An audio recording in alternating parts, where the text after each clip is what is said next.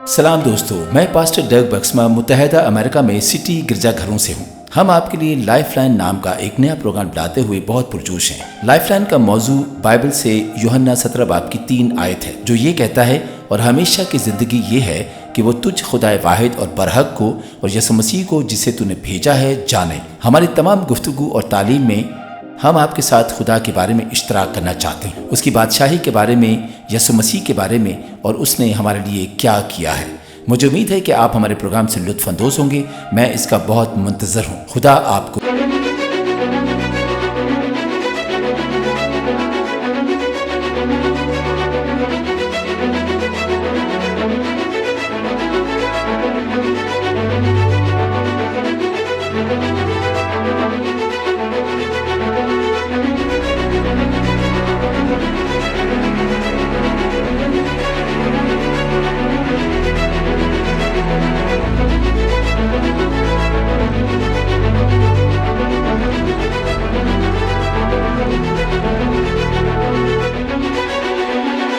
اگلے ہفتے میں اختتام کرنے جا رہا ہوں۔ میں دنیا کی تاریخ سے آپ کا تعارف مسیح کی شخصیت سے کروانے جا رہا ہوں۔ آخرکار وہ ظاہر ہوتا ہے جو عورت کی نسل سے پیدا ہوا، جو سانپ کے سر کو کچلنے والا ہے، اور آج میں اس بارے میں بات کرنے جا رہا ہوں اور اسے متعارف کروانے جا رہا ہوں۔ مگر میں یہ سلسلہ اگلے ہفتے تک لے کر چلوں گا، اور اگلے ہفتے کچھ دلچسپ ہوگا۔ پیغام کا موضوع ہوگا صلیب سے تخت تک، اور میں کچھ دلچسپ باتوں کا اشتراک کرنے جا رہا ہوں جو یسوع کے یہ کہنے کے بعد تمام ہوا سے لے کر مردوں میں سے جی اٹھنے کے درمیان جو واقعات پیش آئے بتاؤں گا، اور یہ کہ صلیب اور خالی قبر کے درمیانی عرصہ میں کیا ہوا۔ آج بگ سٹوری حصہ 5 میں ہم ایک ہلچل ان لوگوں کے لیے لا رہے ہیں جو آن لائن ہیں یا جو ہو رہے ہیں۔ خیر، ہاں، ہمارے پاس بہت ہی اچھی جماعت اس خطے میں موجود ہے، لیکن ابراہم کے بیٹے رنجیت کے مطابق جو نومبر میں یہاں ہمارے ساتھ ہوگا، یہاں انڈیا میں فیس بک اور یوٹیوب پر 30 سے 40 ہزار لوگ ہمیں فالو کر رہے ہیں، اور پھر یقیناً بھائی عاشر منشا پاکستان کے شہر کراچی سے، وہ تمام اقوام کو ہمارا پیغام پہنچا رہے ہیں۔ لہٰذا ہماری چرچ کی خدمت، ہماری تعلیم، ہماری حمد و ستائش پوری دنیا میں جاری ہے، اور میں ورچوئل منسٹری کے لیے بھی خدا کا شکر ادا کرتا ہوں کہ وہ بھی اس کا حصہ ہے۔ بگ سٹوری حصہ 5 یہ آپ کی بنیادیں ہیں جس کے بارے میں ہم بات کر رہے ہیں۔ بائبل کا طوفانی دورہ، ایک بڑی تصویر، یہ آپ کی بنیادیں ہیں۔ بائبل کہتی ہے اگر آپ مسیح میں ہیں تو آپ ابراہم کی نسل سے ہیں اور وعدے کے فرزند ہیں۔ ہچکچائیں مت، آپ خاندان میں ہیں، اور یہ بہت ضروری ہے کہ آپ ان چیزوں کو سمجھیں کہ آپ کہاں سے آئے ہیں، اچھا کیا ہے اور برا کیا ہے۔ اگر آپ دوبارہ مسیح میں پیدا ہو چکے ہیں تو آپ خدا کے خاندان میں ہیں۔ چنانچہ اسرائیل کی قوم نمودار ہوتی ہے، اور اب ایک سلسلہ شروع ہوتا ہے۔ بالکل، اسرائیلی مصر میں ہیں، اور وہ برے کے خون سے جو ان کے دروازوں کی چوکھٹوں پر لگا تھا بخشے گئے۔ انہیں قید سے رہائی ملی، روحانی سفر کا آغاز ہوا جو ہمارے اپنے ہی سفر کا عکس ہے۔ ایک مسیحی نمونہ جس کا ہم نے ذکر کیا وہ اسی تاریخی سفر سے ظہور میں آتا ہے۔ برے کے خون کے وسیلہ سے مصر سے آزادی، اور پھر اس کے بعد الہی منصوبے کے تحت پوری قوم نے بحر کلزم میں جو بادلوں سے گھرا ہوا اور جس کی دونوں اطراف پانی کی دیواریں تھیں، بپتسمہ لیا۔ بائبل کہتی ہے کہ ان سب نے بحر کلزم میں موسیٰ سے بپتسمہ لیا جو نجات دہندہ اور پرانے عہد نامہ میں مسیح کی ایک شبیہ ہے، اور پھر وہ نمودار ہوتے ہیں، اور وہ انہیں سینا کے بیابان میں سے کوہ سینا لے جاتا ہے، اور وہ انہیں شریعت دیتا ہے۔ اور ایسا انسانی تاریخ میں پہلی مرتبہ ہوا ہوتا ہے کہ اخلاقی اقدار اور صحیح غلط کی پہچان کا قانون تحریری شکل میں موجود ہوتا ہے، کیونکہ اب تک لوگ صرف اپنے ضمیر کے مطابق رہتے تھے یا اپنے ضمیر کے بغیر رہ رہے تھے۔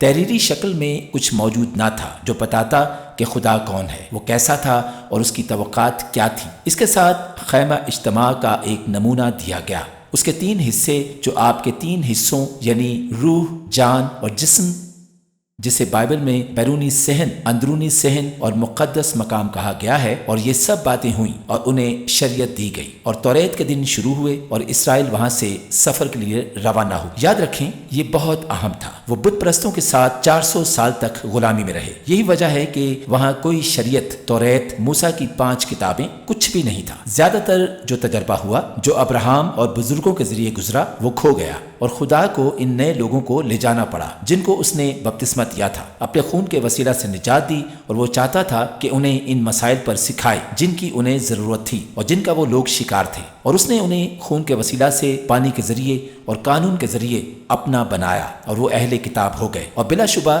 وہ انہیں بیابان کے تجربے سے گزارتا ہے جہاں کوشش، امتحان اور پاکیزگی کے بعد آخر میں وہ انہیں وعدہ کی زمین میں لے آیا، اور وعدہ کی سرزمین جو اس زندگی میں آپ کی قسمت کو ظاہر کرتی ہے، آپ کے مقصد کا حصہ ہونے والی ہے۔ اس زندگی میں آپ اسے مکمل طور پر محسوس کر سکتی ہیں۔ یہ ہمارے ہی سفر کا عکس ہے۔ پھر قاضیوں کا دور آیا، پھر بادشاہوں کا دور آیا، شاہی سلسلہ اور بادشاہوں کا نسب، اور آخرکار اسرائیل کی تاریخ میں وہ وقت آن پہنچا جو مسیحا کی آمد کے لیے مقرر تھا۔ عورت کے پیٹ کا پھل جو سانپ کے سر کو کچل دے گا، یہ سب کچھ اس منزل کو طے کرنے کے لیے تھا، اور اب آخرکار یہ سب وقوع پذیر ہونے کو تھا، اور آپ اس پیغام کے موضوع سے آگاہ ہیں۔ یہاں اس پیغام کا نام یہ واقعی ہے۔ میں آخر میں صلیب کے بارے میں بات کروں گا، لیکن یہ سب کچھ یسوع کے بارے میں ہے۔ اس پیغام کا موضوع یسوع ہے، وہ جو تھا، جو ہے اور ہمیشہ رہے گا۔ اور اکثر کرسمس کے موقع پر ہم سوچتے ہیں کہ یہ ایک بڑی پیچیدہ بات ہے۔ انسان نے گناہ کیا، خدا نے اپنے بیٹے کو کرسمس کے موقع پر ہمیں بچانے کے لیے بھیجا کہ وہ ہمیں بچائے، لیکن یسوع یہ سب اس کے متعلق وہ ایک عظیم کہانی ہے۔ وہی کتاب ہے، وہی ابتدا ہے، وہی انتہا، اس نے کہا، اور وہ سب کے درمیان ہے۔ اس لیے آج میں ایک بیداری لانا چاہتا ہوں کہ ہمیں اس بات کا احساس ہو جو ہمیشہ سے یسوع کے بارے میں رہا ہے، کہ اس کا وجود وقت سے بھی پہلے کا ہے۔ یہ کہا جاتا ہے کہ وہ موجود تھا اس سے قبل کہ دنیا وجود میں آئی۔ وہ خدا کا کلمہ تھا اور اپنے باپ کے ساتھ ایک تھا، اور وہ ابتدا سے ہی شامل رہا ہے۔ لوگوں کو اس کا احساس نہیں، اس نے دنیا بنائی، اور جب ہم اس بات کا احساس کرتے ہیں، جب وہ ظاہر ہوتا ہے، تو یہ ہمارے لیے بہت زیادہ اہمیت کا حامل بن جائے گا۔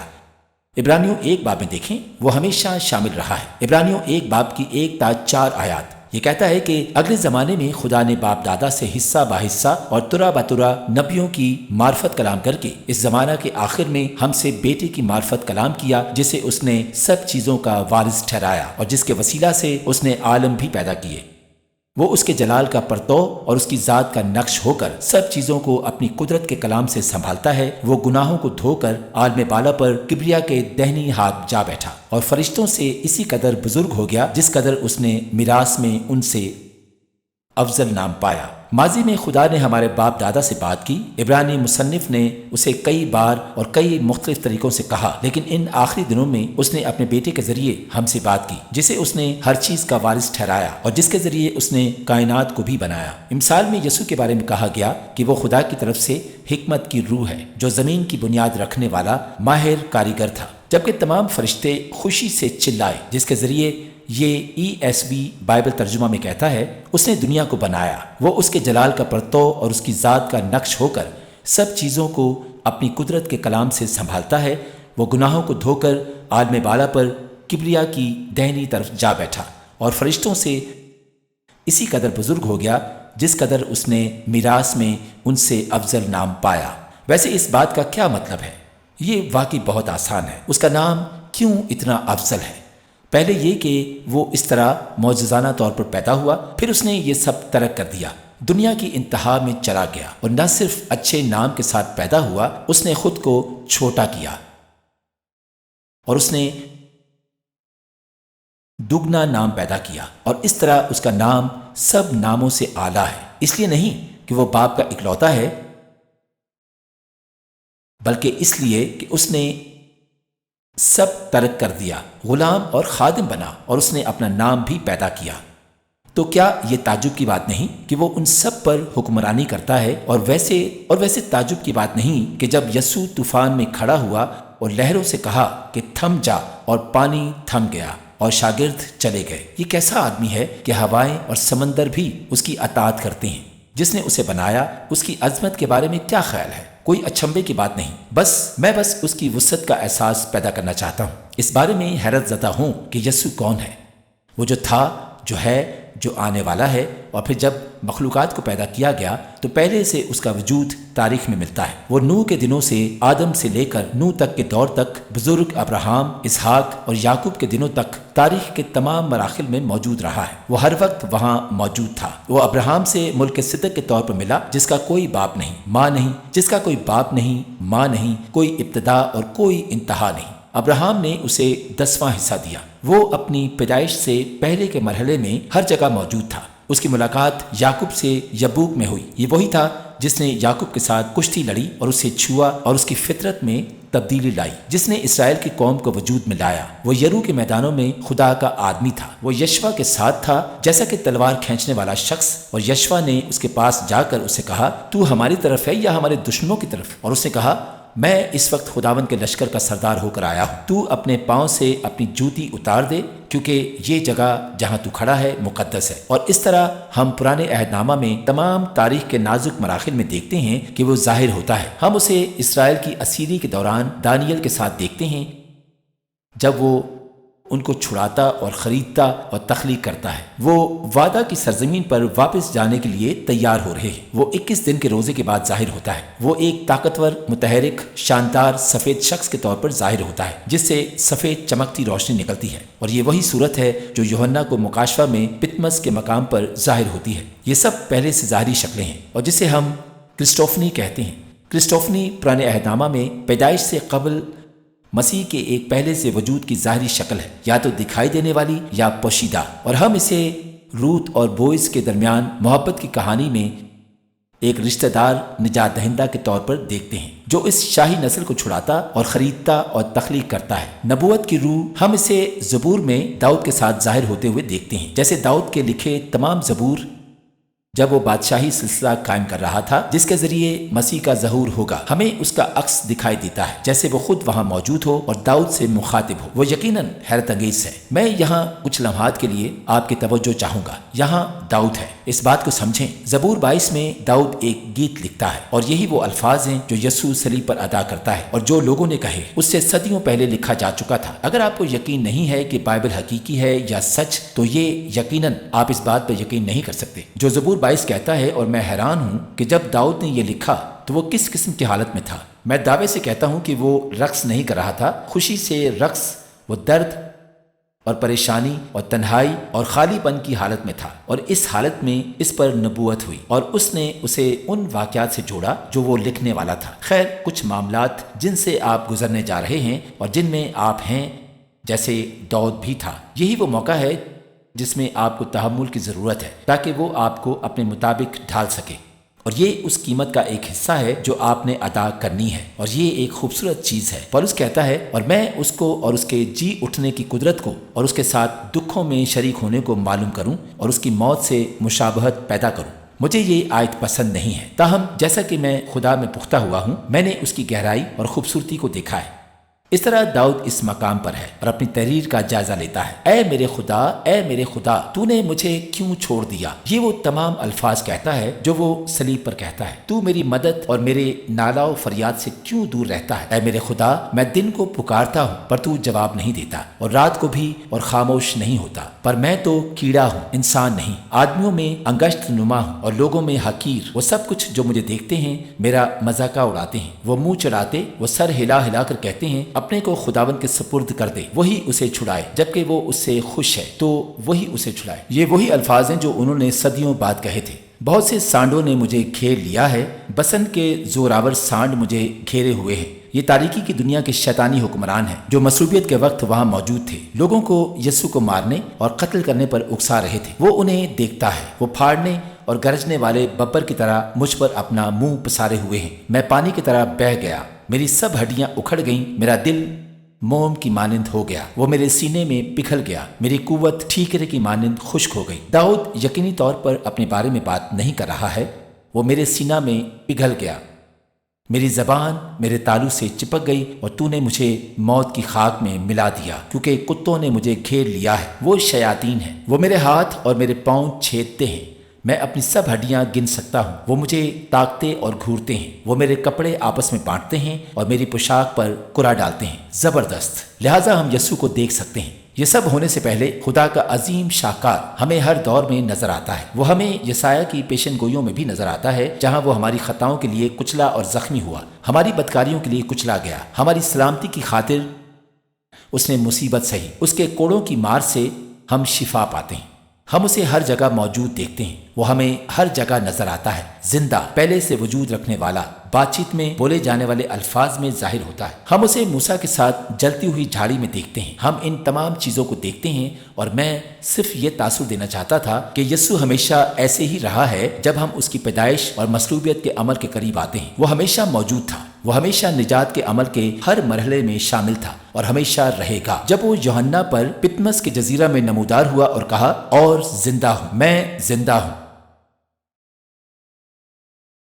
میں مر گیا تھا اور دیکھ ابدالآباد زندہ رہوں گا، میں اول اور آخر ہوں۔ تو اب سب سے بڑا معجزہ خدا کا زندہ ابدی بیٹا ہم میں سے ایک کی مانند ہونے کو تھا۔ آپ خدا کی محبت کے بارے میں بات کرنا چاہتے ہیں؟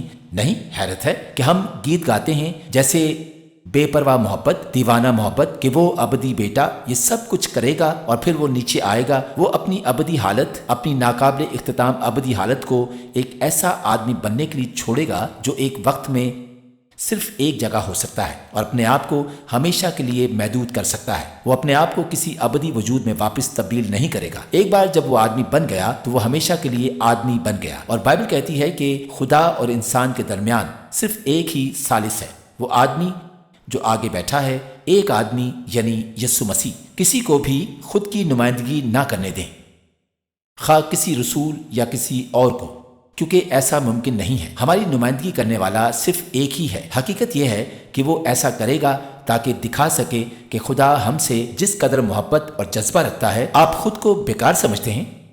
بائبل کہتی ہے اگر آپ مسیح سے تعلق رکھتے ہیں تو آپ ابراہیم کی نسل سے ہیں اور آپ اس کے خاندان کا حصہ ہیں، اور اس نے آپ سے محبت کی اور اس نے آپ کے لیے اپنے آپ کو دے دیا تاکہ آپ اس کے خاندان میں شامل ہو سکیں۔ اس نے آپ کو دنیا کی بنیاد سے پہلے چنا تھا۔ اگلی بار جب آپ محسوس کریں کہ آپ رد کیے گئے، تنہا، بالکل اکیلے ہیں، بھول گئے ہوں کہ میں کون ہوں، تو آپ کہیں، چنانچہ اس نے ہم کو بنائے عالم سے پیشتر اس میں چن لیا تاکہ ہم اس کے نزدیک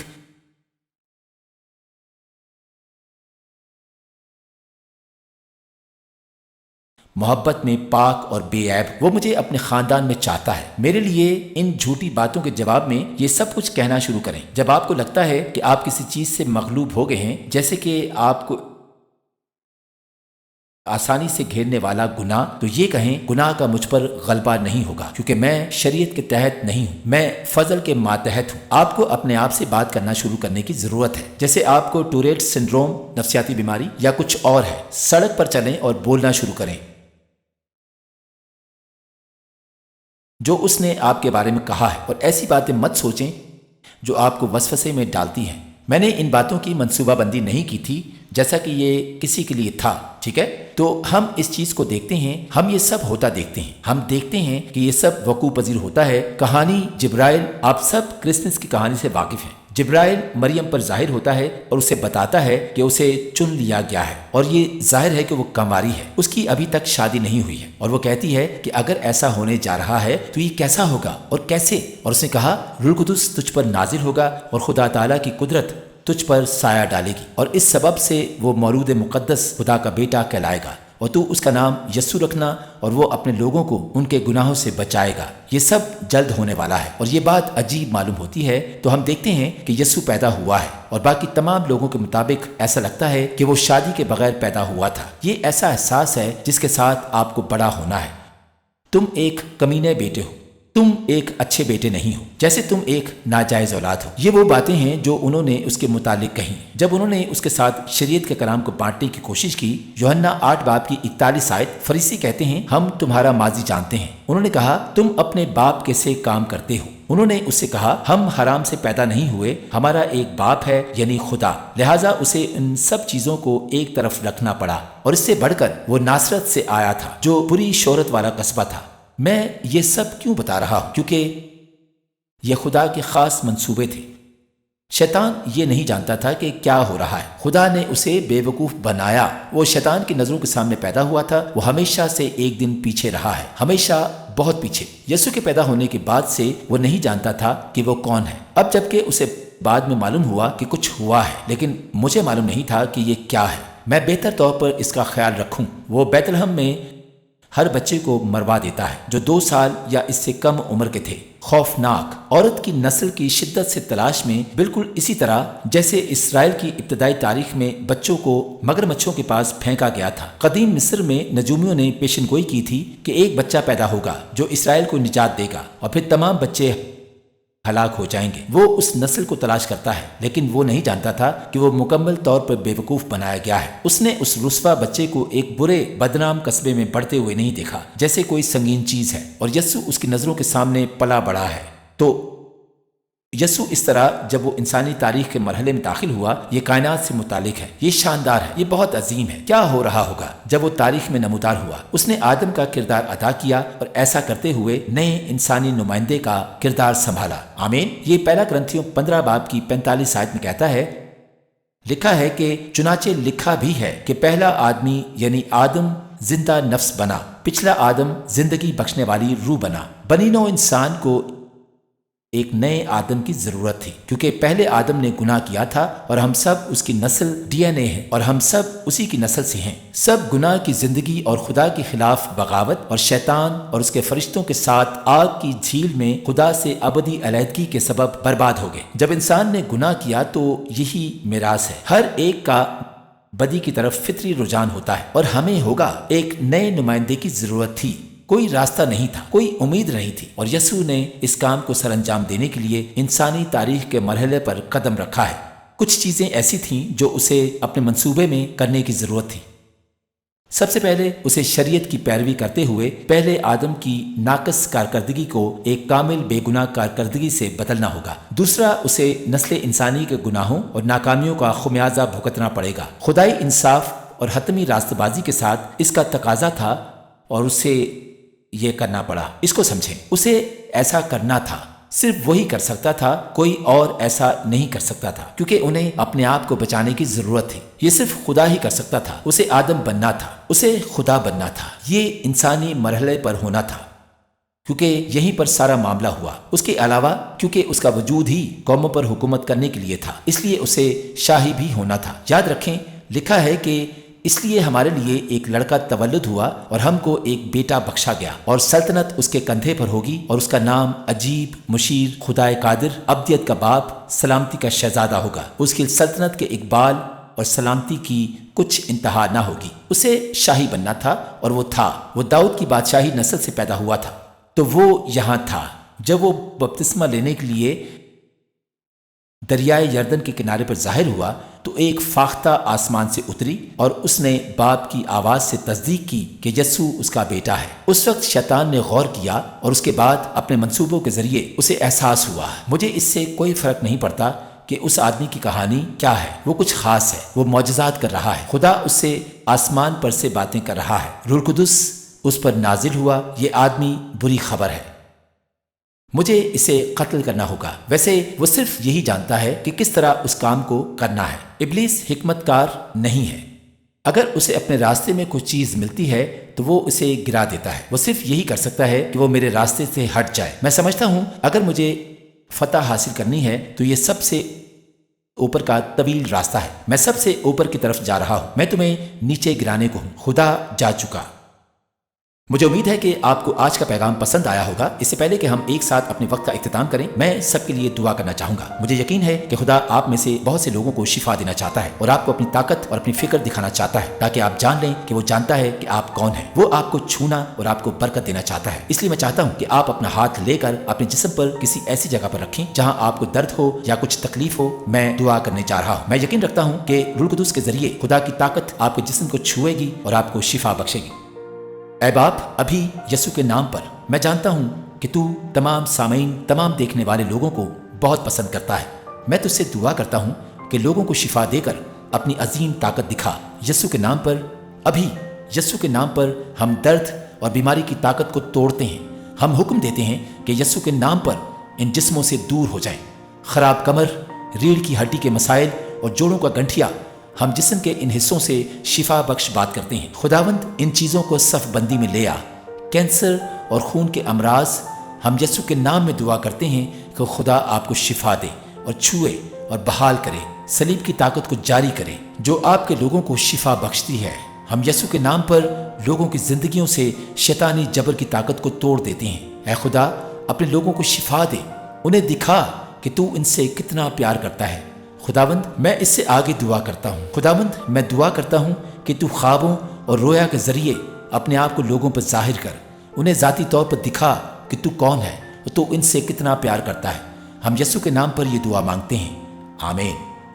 اس کے علاوہ آج اگر آپ کو یقین ہے کہ یسوع خدا کا بیٹا ہے اور آپ یسوع کے پیروکار بننا چاہتے ہیں تو میں آپ کو اپنے ساتھ ایک سادہ دعا پڑھنے کی دعوت دیتا ہوں۔ ایک دعا جو آپ کی زندگی میں بڑی تبدیلی اور نجات لائے گی اور لفظی طور پر آپ کے مستقبل اور ابدی تقدیر کو بھی متاثر کرے گی۔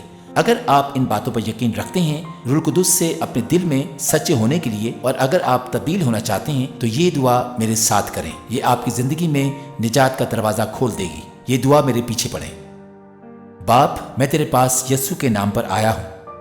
خداوند، میں مانتا ہوں کہ میں گناہ گار ہوں، مجھے تیرے فضل کی ضرورت ہے۔ مجھے یقین ہے کہ تو میرے لیے صلیب پر مصلوب ہوا اور دوبارہ جی اٹھا۔ میں اپنے دل میں تجھ سے مانگتا ہوں، میرے گناہوں کو معاف فرما اور مجھے اپنا فرزند بنا۔ میں تیرا فضل حاصل کرتا ہوں۔ مجھے بچانے کے لیے تیرا شکریہ۔ میں تیری پیروی کروں گا۔ اگر آپ نے آج یہ دعا مانگی ہے تو آپ کی زندگی پر خدا کا سکون آنے والا ہے۔ آپ اپنے آپ کو یسوع کی پیروی کرتے ہوئے ایک پوری نئی زندگی میں قدم رکھتے ہوئے پائیں گے۔ میں آپ کو یہ بتانا چاہتا ہوں، بائبل کہتی ہے کہ وہ جو ایمان لاتا ہے یا وہ جو مجھ پر یقین رکھتا ہے، وہ کہتا ہے موت سے گزر کر زندگی میں داخل ہو جائے گا اور اس کی مذمت نہ کی جائے گی۔ تو جیسا کہ ہم آگے بڑھتے ہیں، ہم جانتے ہیں کہ لائف لائن کے طور پر ہمارا تھیم وہی ہے جو یوحنا 17 باب کی 3 آیت میں کہتا ہے، یہی ہمیشہ کی زندگی ہے کہ آپ ایک سچے خدا اور اس کے بیٹے یسوع مسیح کو جانیں جس کو اس نے بھیجا ہے۔ خدا آپ کو خوش رکھے اور اس کی سلامتی آپ پر ہو۔ اور اگر آپ صحت یاب ہو گئے ہیں یا آپ نے یسوع کے پیچھے چلنے کی دعا مانگی ہے تو ٹی وی اسٹیشن سے رابطہ کریں، انہیں بتائیں کہ آپ کے ساتھ کیا ہوا اور ہم آپ سے رابطہ رکھیں گے۔ خداوند آپ سب کو بھرپور برکات سے نوازے، آمین۔